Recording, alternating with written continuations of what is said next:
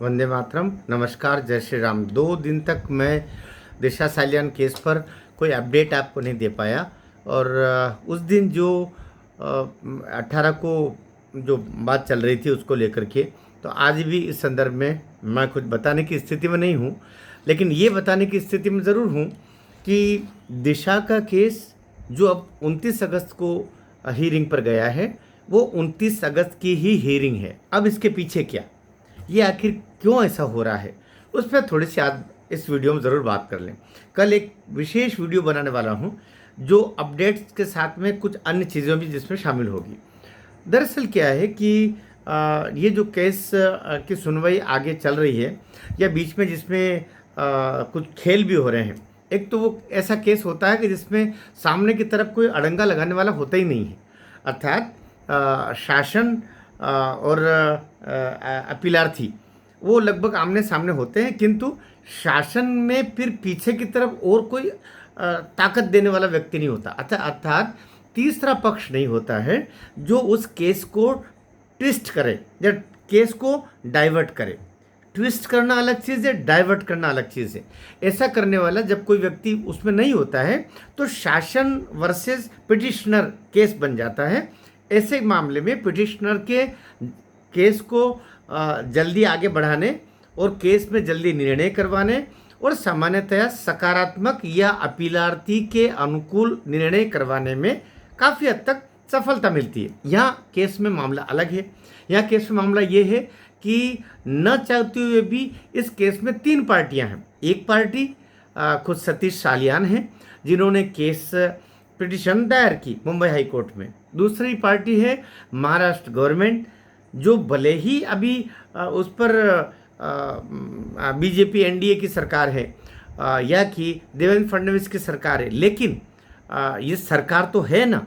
तो सरकार भले ही वो अब आज से 10 साल पहले कोई अपराध हुआ है, 50 साल पहले कोई हुआ है, अभी कोई अपराध हुआ है, सरकार वर्सेस पिटिशनर होना ही है।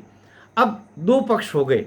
एक पक्ष पिटिशनर अपीलार्थी अर्थात सतीश सालियान, दिशा सालियान के पिताजी। दूसरा जो सामने है महाराष्ट्र सरकार, जो ये कहेगी कि जो हुआ है वो सही हुआ है, ये उसको कहना पड़ेगा। वो ऐसा उसका अतिरिक्त कुछ बोल ही नहीं सकती जब तक इन्वेस्टिगेशन न हो वापस।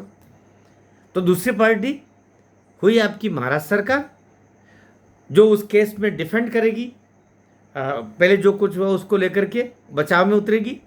और तीसरा पक्ष है आदित्य ठाकरे और उसका परिवार, या कि आदित्य ठाकरे उसके साथ में जितने भी अपराधी, जितने भी क्रिमिनल्स, जितने भी तथाकथित रूप से जिन पर जिनको कहा गया है कि इसके साथ में दिशा के रेप मर्डर में ये सब कुत्ते शामिल थे, तो वो तीसरी पार्टी हो गई। तो अभी तो तीसरी पार्टी को बचाने में महाराष्ट्र सरकार भी अड़ंगे मारेगी, पहला अड़ंगे मारने वाला। अब महाराष्ट्र सरकार इस अड़ंगे को और ठीक से अड़ंगा लगाए, इसके लिए पर्दे के पीछे से कहीं ना कहीं मशीनरी को, जो सिस्टम बना हुआ ना पूरा, वो कौन सी फिल्म थी ना, सरकार भले बदल गई, सिस्टम तो हमारा है। तो अभी उद्धव ठाकरे या कि आदित्य ठाकरे या कि रोहन रॉय या कि संदीप सिंह या कि महेश भट्ट या कि रिया चक्रवर्ती या कि में पूरी लंबी सूची है, इनके पीछे सिस्टम तो वही काम कर रहा है ना जो उस समय था। 2020 में जो सिस्टम काम कर रहा था वही सिस्टम अभी भी काम कर रहा है। इसलिए वो उनको हर तरीके से पहले कोशिश करेगा। फिर क्या है, जितने पुलिस अधिकारी सारे के सारे थोड़े रिटायर हो गए होंगे, जो 2020 में जो वहाँ पर सिस्टम में काम कर रहे थे, जितने पुलिस अधिकारी काम कर रहे थे, जितने ईडी वीडी ये वो सीबीआई वगैरह वगैरह, आखिर तो मुंबई या उसके महाराष्ट्र के आजू बाजू के सब लोग होंगे, तो वही सिस्टम तो अभी भी काम कर रहा है। उस समय बेशक जैसा कि सब लोगों की दृढ़ धारणा है कि करोड़ों रुपए बहाए उद्धव ठाकरे ने, ऐसा कहा जाता है, बहाए होंगे करोड़ों, तो शायद मैं कम बोल रहा हूँ, ये भी हो सकता है। तो आखिर उन्हीं लोगों ने तो उसको किया है, जीवन किया है। तो उसी सिस्टम में से बहुत सारे लोग अभी बैठे होंगे ना। तो सिस्टम, सरकार भले ही बदल गई, सिस्टम तो हमारा है, उसके तहत कई लोग बचाव में अभी भी होंगे। अर्थात महाराष्ट्र सरकार न चाहते हुए भी अपराधियों को, आरोपियों को, क्रिमिनल्स को बचाने के लिए विवश होगी, क्योंकि उस समय उन अधिकारियों ने ऐसी ऐसी ऐसी फाइंडिंग्स बनाई है, ऐसी रिपोर्ट्स की फाइंडिंग्स बनाई है।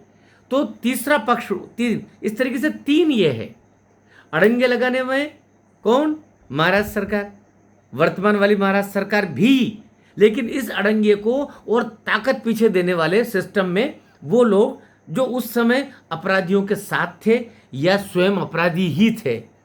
इस तरीके से अड़ंगे लगाने वाले स्पष्ट हुए। कल मैं एक ऐसा एपिसोड बनाने वाला हूँ, थोड़ा सा बड़ा होगा, लेकिन इस केस में क्या कुछ मुझे अब दिखाई दे रहा है, कल 5 बजे की वीडियो आप अवश्य देखिएगा। भारत माता की जय।